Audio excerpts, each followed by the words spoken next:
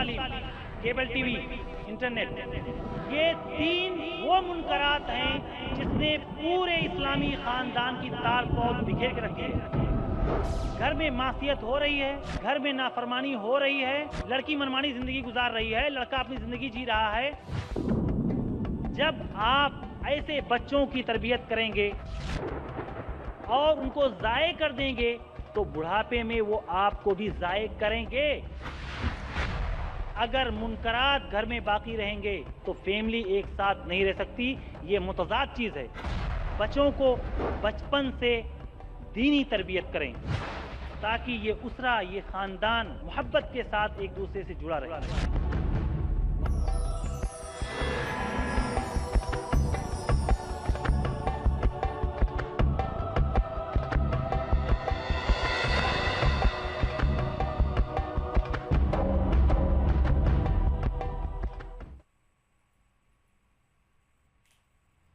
ایک بڑی وجہ میرے بھائیوں بہنوں، آخری وجہ میں بیان کروں گا، وہ ہے اولاد کے درمیان ناانصافی۔ اولاد کے درمیان ناانصافی، یہ ماں باپ ناانصافی کرتے ہیں، کبھی وراثت کے معاملے میں اور کبھی تحفہ تحائف دینے کے معاملے میں۔ یہ حرام ہے ماں باپ کے لیے کہ اپنے بچوں کے درمیان ناانصافی کریں۔ اگر آپ جیتے جی اپنے بچوں کے درمیان ناانصافی کرتے ہیں تو جس بچے پہ ظلم ہو رہا ہے، آپ یاد رکھیے کہ آپ اس کو اپنے باقی بچے اور بچیوں کے لیے دشمن بنا کے مر رہے ہیں۔ بہت سارے لوگ ہوتے ہیں، پتہ نہیں اللہ جانے یہ سنت سیئہ کہاں سے آئی ہے، بری سنت، کہ اگر کوئی بچہ کم فرما بردار ہوتا ہے یا نافرمان ہوتا ہے تو اپنی زندگی میں اسے عاق کر دیتے ہیں۔ ہم وصیت بنا کے جا رہے ہیں کہ میرے فلاں بچے کو میری پراپرٹی سے کچھ بھی نہ دیا جائے، حرام ہے یہ۔ وہ جو مال آپ چھوڑ کے جا رہے ہیں وہ تمہارا نہیں ہے، وہ تمہارے بچوں کا ہے۔ آپ اس میں منمانی نہیں کر سکتے، اس میں اللہ کا حکم چلے گا، رسول کا حکم چلے گا۔ ہاں، اگر آپ دیکھ رہے ہیں کہ میری ایک بیٹی ہے، سسرال میں غریب ہے، اپنے اور بیٹوں کو خوش کر کے کہ بیٹا دیکھ رہے ہو تمہاری بہن غریب گھر پہ ہے، اس کا شوہر کم کماتا ہے، تو میں چاہتا ہوں کہ کچھ ایکسٹرا چیز دے دوں، اور بچے خوش ہیں کہ ہاں ابو آپ دے دیجئے، تو دے دیجئے۔ آپ انہیں راضی کر کے آپ انہیں دے سکتے ہیں، لیکن آپ ناراض کر کے بلا وجہ اپنے بچے اور بچیوں میں تفریق کریں تو یہ حرام ہے اور یہ ظلم ہے، جس کی وجہ سے ٹھیک ہے آپ اپنی زندگی میں تو کسی طرح اپنے بچوں کو باندھ کے رکھے، لیکن آپ کے مرنے کے بعد وہ ایک دوسرے کے جانی دشمن بن جائیں گے اور یہ فیملی بکھر کے رہ جائے گی۔ اور کوشش کریں کہ اپنی زندگی میں وراثت کو تقسیم کر دیں۔ اگر آپ کو لگ رہا ہے کہ مرنے کے بعد ظلم ہوگا یا بیٹیوں کو ان کے حق سے محروم کر دیا جائے گا، تو آپ اپنی زندگی میں اپنی بچی کے لیے، اپنی لڑکیوں کے لیے ول بنا کے مریں، وصیت بنا کے مریں، تاکہ آپ کی بچیاں دستے نگر نہ بنے، کسی کا محتاج نہ بنیں، کہ کل ان کا شوہر انہیں گھر سے دھتکار دے تو ان کے پاس کچھ نہ بچے۔ آپ اپنی بچیوں کے لیے بھی انتظام کر کے جائیں، انہیں ان کا حق دے کے جائیں، اور وراثت میں بلا وجہ تاخیر نہ کریں۔ کبھی کبھی یہی وراثت میں بیجا تاخیر ہمارے لیے بکھراؤ کا سبب بنتی ہے۔ پراپرٹی کے تقسیم کا مسئلہ آتا ہے تو پتہ چلتا ہے 4 خاندان سے وہ پراپرٹی تقسیم ہی نہیں ہوئی، نہ باپ نے بانٹا، نہ بیٹے نے بانٹا، نہ پوتے نے بانٹا، نہ پڑ پوتے نے، لکڑ پوتے، چکڑ پوتے، کسی نے نہیں بانٹا، چلی آ رہی پراپرٹی ایسے۔ اب اللہ جانے جس عالم کے پاس لے کے جاتے ہیں تقسیم کروانے کے لیے، ان کا بھی دماغ کھاتے ہیں، اور پھر وہ چیز ان کے انتشار کا، ان کے اختلاف کا اور ان کے بکھرنے کا سبب بنتی ہے۔ بھائی اور دوستو، یہ بہت ساری وجوہات تھیں جو ہماری فیملی کے بکھرنے کا سبب بنتی ہیں، لیکن آپ ہمیشہ یاد رکھیں بنیادی طور پر کہ اگر ہماری فیملی میں ایمان ہے، تقوی ہے، اللہ کا خوف ہے، رسول کی محبت ہے، تو انشاءاللہ العزیز یہ فیملی کبھی بھی بکھر نہیں سکتی ہے۔ اللہ رب العالمین سے دعا ہے کہ اللہ تعالی ہمارے خاندان میں، ہماری فیملی میں ایمان اور تقوی پیدا فرمائے۔ الہ العالمین تو ہماری فیملی کو بکھراؤ سے بچا، الہ العالمین تو ہماری فیملی کو بد نظری سے بچا۔ اے ہمارے رب، جب تک ہم زندہ رہیں تب تک اسلام پر زندہ رہیں، اور جب ہمارا خاتمہ ہو تو اسلام پر ہو۔ وآخر دعوانا الحمدللہ رب العالمین۔ جزاکم اللہ خیر۔ مولانا عبدالباسط مدنی صاحب خاندان کے بکھراؤ اور اس کے اسباب اور اس کے علاج پہ روشنی ڈال رہے تھے۔ جب اسلامی خاندان پنپتا ہے تو اس کی تربیت اس انداز میں ہوتی ہے کہ وہ فیضان نظر تھا یا کہ مکتب کی کرامت تھی، وہ فیضان نظر تھا یا کہ مکتب کی کرامت تھی، سکھائے کس نے اسماعیل کو آداب فرزندی۔ لیکن موجودہ جو مخلوط تعلیم ہے یا موجودہ جو الہادی تعلیم ہے، اس کے نتیجے میں کیا ہوتا ہے کہ ہم ایسی سب کتابیں قابل ضبطی سمجھتے ہیں، ہم ایسی سب کتابیں قابل ضبطی سمجھتے ہیں کہ جن کو پڑھ کے بچے باپ کو خپتی سمجھتے ہیں۔ دوستو، یہ تعارض ہے اسلامی خاندان اور غیر اسلامی خاندان میں۔ کہاں اسماعیل جیسے لوگ پیدا ہوتے ہیں اور کہاں پہ بچے اپنے باپ کو آؤٹ ڈیٹڈ سمجھتے ہیں، وہ یہ کہتے ہیں کہ پرانے زمانے کے ہیں، ان کے فکرہ الگ ہے۔ اب ہم اس خطاب کے بعد دوسرے اس پر آتے ہیں، سوال جواب کی۔ اس پر ہمارے پاس بہت سارے سوال بہنوں کی طرف سے اور بھائیوں کی طرف سے آ چکے ہیں۔ میری کوشش ہوگی کہ زیادہ سے زیادہ سوال کے تشفی بخش جواب ہم شیخ محترم سے حاصل کر سکیں۔ پہلا سوال ندیم اللہ بھائی کا ہے۔ وہ کہتے ہیں کہ مشترکہ خاندان کی شریعت میں کیا حیثیت ہے، قرآن اور حدیث کی روشنی میں بتائیں۔ نیز اسی طرح کا ملتا جلتا ایک سوال بنت الاسلام ایک اسٹوڈنٹ ہیں ہماری بہن، ان کا ہے کہ کیا اسلام میں جوائنٹ فیملی سسٹم موجود ہے؟ کیونکہ اگر کوئی نئی شادی شدہ جوڑے اپنا الگ سے گھر بناتے ہیں تو انہیں تمام رشتہ داروں کی طرف سے تنقید کا سامنا کرنا پڑتا ہے۔ ایک بھائی اور بہن نے جو سوال کیا ہے وہ انتہائی اہم سوال ہے، اور یہ ایسا زاویہ ہے کہ جو ایک مستقل موضوع بن سکتا ہے، اس کے لیے اچھا خاصا وقت درکار ہے، لیکن انشاءاللہ العزیز میں مختصر وقت میں اس کا جواب دوں گا۔ دیکھیے، جوائنٹ فیملی جو ہے وہ دو طرح کی ہوتی ہے۔ ایک جوائنٹ فیملی یہ ہے کہ انسان کے ماں باپ اور اس کے بیوی بچے اس کے ساتھ رہیں، یہ بھی ایک جوائنٹ فیملی ہے۔ اور ایک جوائنٹ فیملی یہ ہے مشترکہ خاندان کی چچا بھی ہیں، بھتیجے بھی ہیں، بھائی بھی ہیں، ان کی بیویاں ہیں، روز بڑا سا ڈیگ بنتا ہے، عورتیں 2-2 گھنٹے تک روٹیاں پکاتی ہیں۔ اس چیز کا اسلام میں کوئی تصور نہیں ہے، اس چیز کا کوئی تصور نہیں جوائنٹ فیملی کا۔ وہاں پر بے پردگی ہوتی ہے، حجاب کی پامالی ہوتی ہے، دین پر صحیح سے عمل نہیں ہو پاتا، بے جا عورتوں پہ ظلم ہوتا ہے۔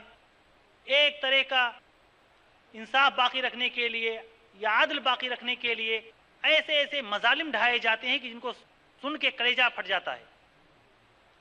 4 بھائی ہیں، ان کی بیویاں ہیں، ایک ہی طرح کا کپڑا، ایک ہی طرح کا رنگ۔ اگر کہیں لڑکا کہیں چپکے سے اپنی بیوی کے لیے کوئی چیز خرید لے تو سمجھ لیجئے کہ اس نے چنگاری لگا دی۔ اس طرح کا کوئی تصور نہیں ہے۔ میاں بیوی کے درمیان کوئی پرائیویسی نہیں ہے، کوئی تخلیہ نہیں ہے، کوئی ایسی پرائیویٹ جگہ نہیں پاتے ہیں جہاں پر وہ بیٹھ کر اپنی گفتگو کر سکیں، اپنی محبت اور پیار کو صحیح سے بانٹ سکیں۔ غسل کرنے کا انتظام نہیں ہوتا، ایک ہی باتھ روم ہے، اسی میں صبح باری باری، یا یہ کہ نماز ٹائم سے نہیں پڑھا جاتا۔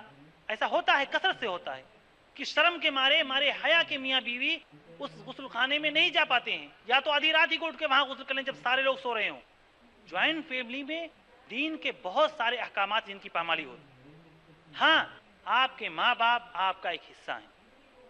میں اپنی بہنوں سے خاص طور سے یا ماؤں سے اپیل کروں گا کہ کبھی بھی اپنے شوہر کو ان کے ماں باپ سے الگ کرنے کی کوشش نہ کریں، کیونکہ ہر بیٹا جو ہوتا ہے وہ اپنے ماں باپ کا ٹکڑا ہوتا ہے، لاڈلا ہوتا ہے، اور مجبوری ہوتی ہے ان کو ساتھ میں رکھنے کی۔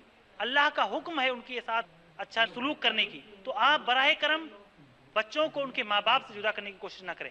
لیکن بلا وجہ اگر مشترکہ خاندان یہ بھائیوں کا، دیوروں کا، جیٹھ کا، دیورانی کا اور نندوں کا جھمیلا جو ہوتا ہے، اس سے آپ بے شک مطالبہ کر سکتی ہیں، نجات پا سکتی ہیں، یہ آپ کا حق ہے۔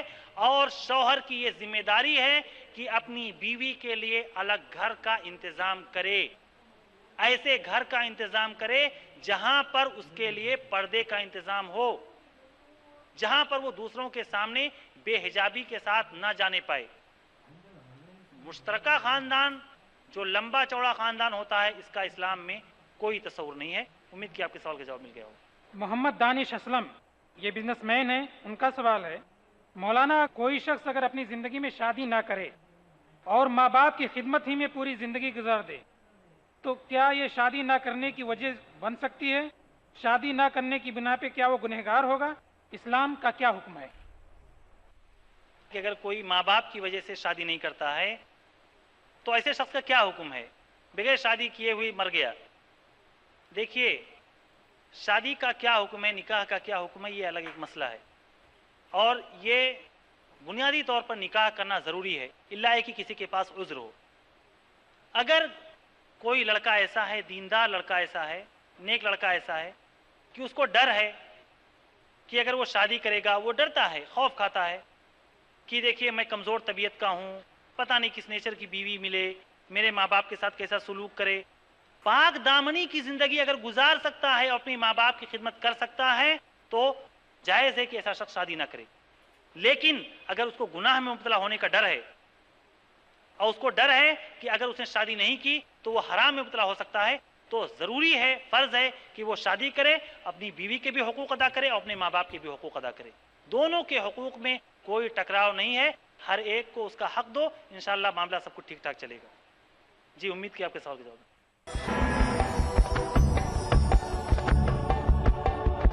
ایک سوال ہے عبداللہ بھائی کی طرف سے، یہ بھی بزنس مین ہے، وہ کہتے ہیں کہ کیا اسلام میں سود لینا اور دینا حرام ہے؟ کئی لوگ یہ کہتے ہیں کہ اس وقت بزنس چلانے کے لیے سود میں ملوث ہونا تو ضروری ہی ہے، اس کے بغیر ہم بزنس چلا ہی نہیں سکتے۔ بھائی نے ایک سوال کیا ہے اور اس میں ایک شیطانی دلیل دی ہے، سود نہیں کھاؤ گے تو پیچھے رہ جاؤ گے۔ مسلمان کا کام پیچھے اور آگے ہونا نہیں ہے، مسلمان اس مقابلے میں شامل نہیں ہے پیچھے اور آگے ہونے میں۔ مسلمان کا مقصد ہے اپنے رب کی رضامندی، مسلمان کا مقصد ہے اپنے رب کو خوش کرنا۔ اگر رب راضی ہو گیا تو پوری دنیا ناراض ہو جائے، بزنس جائے چولہے بھاڑ میں۔ آپ کو سود نہیں کھانا ہے، آپ کو سود نہیں لینا ہے۔ اگر آپ لے رہے ہیں، دے رہے ہیں، تو آپ اللہ اس کے رسول کے خلاف اعلان جنگ کر رہے ہیں۔ بغیر سود کے بھی ارب پتی لوگ، کھرب پتی لوگ تھے۔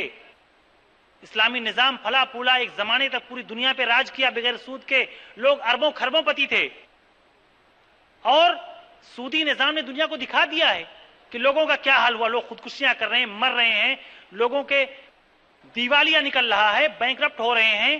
یہ سود نے کیا سب کچھ؟ سود سے کیا فائدہ ہے؟ سود کا لینا یا دینا کسی حال میں جائز نہیں ہے، سوائے اس کے کہ آپ مر رہے ہوں۔ جو مستر کا حکم ہے کہ آپ بھوکے مر رہے ہوں، جان نکلنے کا ڈر ہے اور آپ کے پاس صرف سود کا کھانا ہے، تو آپ اسے اپنی جان بچانے کے لیے، عزت بچانے کے لیے کھا سکتے ہیں۔ باقی کوئی راستہ نہیں ہے، نہ سود لے سکتے ہیں نہ دے سکتے ہیں، آپ چاہے پیچھے ہوں چاہے آگے۔ اگر آپ اللہ کے آگے ہیں تو وہی مطلوب ہے اور وہی ہماری زندگی کا حاصل ہے۔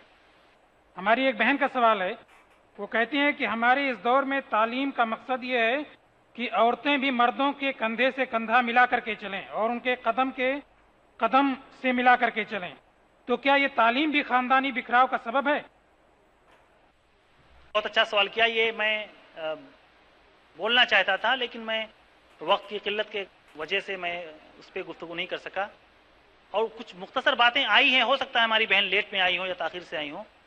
دیکھیے، مرد پر اللہ تعالیٰ نے ذمہ داری ڈالی ہے کہ وہ اپنے عورت کے لیے پاک دامنی کا سبب بنے، اسے کھلائے پلائے، اسے پہنائے اڑھائے اور اس کے سارے ضروری مطالبات پورے کرے۔ لیکن مرد کے اندر جب دیوسیت اور بےغیرتی آتی ہے، جو کہ آج کے جدید دور نے یہ ذہنیت دی ہے، تو وہ کہتا ہے عورت کو بھی اپنے کندھے سے کندھا ملا کے مارکیٹ میں لے کے آؤ۔ کیوں؟ یہ مرد بڑا چالاک ہے، بہت شاطر ہے، اس کی خواہش، اس کی شیطانی لذت، وہ اپنے گھر پہ اس کی تسکین نہیں ہوتی، تو وہ چاہتا ہے آفسوں میں بھی عورتیں رہیں، مارکیٹ میں بھی عورتیں رہیں، جہاز میں بھی عورتیں رہیں، ٹرینوں میں بھی عورتیں رہیں، قدم قدم پر اپنی آنکھ کو اور اپنے دل کو ان کو دیکھ کر لذت پہنچاؤ۔ اسی لیے عورتوں کو مارکیٹ میں لے کے آیا ہے، اور یہ عورتوں کی سب سے بڑی تذلیل ہے، توہین ہے۔ بجائے اس کے کہ وہ ایک مرد، ایک شوہر کے لیے ہو کے رہ جائیں، وہ पूरे समाज और माशरे के लिए एक सामान बन के रह जाती हैं। ये जदीद तालीम ने ज़हनियत दी है। औरतें भी बहुत सारी बहनों से सवाल करो कि आप शादी क्यों नहीं कर रही हैं? अरे अपने पैरों पे जब तक खड़ी नहीं हो जाऊंगी शादी नहीं करूंगी। काहे का पैर? कोई एक्स्ट्रा पैर आएगा? कौन सा पैर? अरे तुम्हारे लिए जब तक तुम अपने घर में हो, बाप जिम्मेदार है, भाई जिम्मेदार है, फिर शौहर जिम्मेदार है, बूढ़ी हो गई तो आपका बेटा जिम्मेदार है। ये फर्ज है, आपको जाय नहीं कर सकता। अगर मैं भूखा मरूंगा तो मेरी बीवी बच्चे भी भूखे मरेंगे। मैं भूखा मरूंगा तो मेरे माँ बाप भी भूखा मरेंगे। मैं भूखा मरूंगा तो मेरी बहन भी भूखा मरेगी। लेकिन जो मैं खा रहा हूं वो मैं अपनी बीवी को खिलाऊंगा, अपनी माँ को खिलाऊंगा, अपनी बेटी को खिलाऊंगा, अपनी बहन को खिलाऊंगा। फिर काहे को औरत इतनी परेशान हो? लेकिन ये जदीद तालीम है जिसने सिखाया है औरतों को कि तुम भी मार्केट में आओ और मर्द से कंधे से कंधा मिला के चलो, ताकि घर में जब जाओ शादी करने के बाद तो उसकी निगरानी बर्दाश्त करने के लिए तैयार ही ना हो। कवामियत मर्द की बर्दाश्त करने के लिए औरत तैयार ही ना हो। और जदीद तालीम ने यही दिया, इसीलिए तो टकराव हो रहा है। अच्छी खासी पढ़ी लिखी, अच्छी खासी कमाने वाली जब बीवी घर में आएगी तो आपकी बात क्यों मानेगी? क्यों आपकी निगरानी बर्दाश्त करेगी? वो भी दिन भर 8 घंटा ड्यूटी करके आती है, आप भी दिन भर 8 घंटा ड्यूटी करके आते हैं। वो क्यों आपकी खिदमत करे? क्यों आपको पानी लाके दे? क्यों 2 जिम्मेदारियां अदा करे?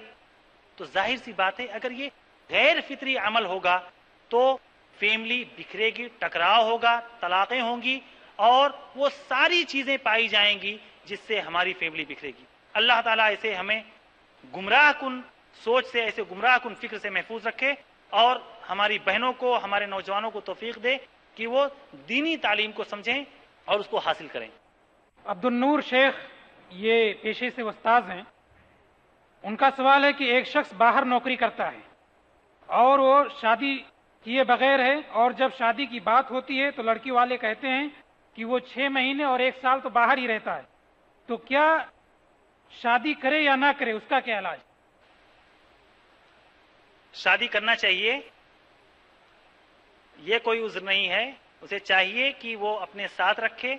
अगर वक्ती तौर पर उसे लग रहा है कि 6 महीना या 1 साल मैं अपनी बीवी को अपने साथ नहीं रख पाऊंगा और अपनी बीवी के सामने ये उज्र पेश करता है शादी से पहले कि देखो इस तरह के हालात पेश आ सकते हैं, यहाँ तक कि मैं घर ले लूं या किराए के लायक हो जाऊं तो मैं साथ में लेके रहूंगा, और औरत उसके लिए तैयार है, तो उसे शादी करना चाहिए। बिला वजह इसको वजह नहीं बनाना चाहिए कि वो अपनी बीवी बच्चों से दूर रहता है। हाँ, ऐसे शख्स से, ऐसे लड़के से शादी नहीं करना चाहिए जिनकी जिंदगी 7 समुंदर पार गुजरती है और अपने बीवी बच्चों से दूर रहते हैं। गलत है, इंतहाई जुल्म है अपने बीवी बच्चों पर। आपके बच्चे समझ लीजिए कि यतीमी की जिंदगी काट रहे हैं, बाप का कोई असर ही ऐसे बच्चों पर नहीं पड़ेगा, और माँ कितनी तरबियत करेगी वो बेचारी? सिर्फ आपके पैसों से, आपके माल से, आपके दौलत से सिर्फ आपके बच्चों की तरबियत होगी? नहीं, बच्चों को आपका प्यार चाहिए, आपकी तरबियत चाहिए, आपकी रहनुमाई चाहिए। माँ सिर्फ घर में उनकी देखभाल कर सकती है, लेकिन घर से बाहर उनका देखभाल नहीं कर सकती। तो बहरहाल ये उज्र बन सकता है बाज हालात में कि हम कह दें कि हम ऐसे लड़के को अपनी लड़की नहीं देंगे जो हम मेरी बेटी को अपने साथ ना रख सके। हाँ, अगर वक्ती तौर पर बाज आजार उज्र की बना पर वो अपनी बीवी बच्चों से कुछ दिनों के लिए दूर रहता है और बीवी उसके लिए तैयार है तो उसे शादी कर लेना चाहिए, इसमें कोई हर्ज नहीं। अब्दुल्ला भाई का सवाल है, ये एपी से ताल्लुक़ रखते हैं और पेशे से ताजिर हैं। वो ये कह रहे हैं कि मैं शादी का इरादा तो रखता हूँ, लेकिन मेरी छोटी बहनें हैं जिनकी पढ़ाई की जिम्मेदारी मेरे ऊपर है। ऐसी सूरत में मैं क्या करूं? भाई ने सवाल किया है कि छोटी बहनें हैं, उनकी पढ़ाई, मुझे मालूम नहीं कि वो बहनें कितनी बड़ी हैं, छोटी से क्या मुराद है उनकी। अगर उन्हें बहुत हायर एजुकेशन दिलाना चाहते हैं, बहुत ऊंची तालीम दिलाना चाहते हैं और वही तालीम दिलाना चाहते हैं जिसके बारे में हम अभी गुफ्तगू कर आए हैं, तो मैं उन्हें मशवरा दूंगा कि आप वो तालीम न दिलाएं। आप वो तालीम दिलाएं जिससे वो अपने शौहरों के लिए बेहतरीन बीवी बन सकें, अपने बच्चों के लिए बेहतरीन माँ बन सके, अपने समाज और मुआशरे के लिए बेहतरीन औरत बन सके। आप वो औरत ना बनाएं, आप वो तालीम ना दिलाएं जिससे उसका खानदान, उसका घर बिखरे। हाँ, ये बहुत अच्छी सोच है। एक सहाबी जाबिर बिन अब्दुल्ला हैं, वो अपनी बहनों के लिए एक शादीशुदा औरत को जो कि मुतल्लका थी शादी करके लाए थे। अल्लाह के रसूल ने पूछा कि जाबिर क्यों सय्यबा से शादी किया, क्यों नहीं कुंवारी से शादी किया? तो उन्होंने वाकया बताया, अल्लाह के रसूल मेरी छोटी छोटी बहनें हैं, मेरे बाप अब्दुल्ला उहुद में शहीद हो गए थे, तो उनकी तरबियत का मसला है। मैं सोचा कि अगर कुंवारी लड़की को लेके आऊंगा तो उसके पास कोई तजर्बा नहीं होगा, वो खुद मेरी बहनों जैसी होगी तो वो मेरे बहनों के लिए क्या कर पाएगी। तो मैं एक तजर्बेकार औरत से शादी किया हूं ताकि वो आके मेरी बहनों की तरबियत कर सके, मेरी बहनों को कुछ सिखा पढ़ा सके, बता सके, मेरी माँ की कमी पूरी कर सके। तो ये नीयत बहरहाल अच्छी है, लेकिन अगर वो तालीम दिलाना मकसद है जिसकी हम मजम्मत कराए हैं तो बराए करम आप ऐसी तालीम से निजात हासिल करें और वो तालीम ना दिलाएं। हाँ, अगर आप जाबिर की तरह कोई शादीशुदा औरत भी जो कि मुतल्लका है या बेवा हो गई है, आप उससे भी शादी कर सकते हैं, लेकिन बिला वजह अपने आप को शादी में देरी करें, ताखीर से काम लें और फिर गुनाह में मुब्तला हों, ये अच्छा काम नहीं है। अगर दोनों चीज़ों में बैलेंस रख सकते हैं तो ये बहुत अच्छी चीज़ है। तफहीम भाई का सवाल है, इनका ताल्लुक निजामाबाद आंध्र प्रदेश से है, ये भी तिजारत करते हैं। इनका सवाल है कि घरेलू चपकलिश में कभी माँ और कभी बीवी दोनों शामिल होती हैं, तो ऐसे में शौहर को किसका सपोर्ट करना चाहिए? किसका सपोर्ट करना चाहिए? जो मजलूम है आप उसका साथ दें और जालिम को जुल्म से रोकें। अगर आपकी बीवी जुल्म कर रही है तो आप अपनी बीवी को समझाएं, लेकिन रुस्वा ना करें। मेरे भाइयों, ये बहुत बुनियादी चीज है, जरूरी चीज है कि आप अपनी बीवी के जज्बात को रौंदने की कोशिश ना करें, उसके इमोशंस को कत्ल ना करें, उसका ख्याल रखें, उसकी इज्जत करें। आप अपने बच्चों के सामने, अपने माँ बाप के सामने उसे जलील और रुस्वा ना करें। अगर बीवी आपकी गलती पर है, आप उसे ले जाके अकेले में समझाएं और बताएं कि मेरे माँ बाप ये हमारे लिए जन्नत और जहन्नम का सबब बनेंगे, तो आप उनके साथ अच्छा सलूक करो, बिला वजह उन पे ऊपर जुल्म ना करो। और अगर आपकी माँ गलती पर है तो आप अपनी माँ को भी अपनी बीवी के सामने जलील ना करें, दोनों की इज्जत का ख्याल रखें। अपनी माँ को भी प्यार से, मोहब्बत से समझाएं, दोनों के हुकूक अदा करें। मेरे भाई, हुकूक की अदायगी में अगर हम कोताही करेंगे तो मामला वहीं बिगड़ेगा। बहुत ज्यादा बीवी की तरफ माइल हो जाएंगे और माँ बाप के हुकूक में कोताही करेंगे तो भी गलत है। बिला वजह माँ की हर बात माने, सियाह सफेद जो भी कहे उसको माने, वो भी गलत है। आप अक्लमंद शौहर बने, अक्लमंद बेटा बने और अपनी माँ और अपनी बीवी में बैलेंस रखने की कोशिश करें, तवाज़ुन रखने की कोशिश करें, ताकि आपकी फैमिली बिखरने से बच जाए और इंशाअल्लाहुल अजीज इस तरह आपका घर खुशियों और सआदतों से भर जाएगा। जज़ाकुमुल्लाहु खैरन व आखिरु दावाना अल्हम्दुलिल्लाहि रब्बिल आलमीन। सुब्हानकल्लाहुम्मा व बिहम्दिका अशहदु अल्ला इलाहा इल्ला अंत अस्तगफिरुका व अतूबु इलैक। जज़ाकुमुल्लाह खैर शेख अब्दुल बासित मदनी साहब।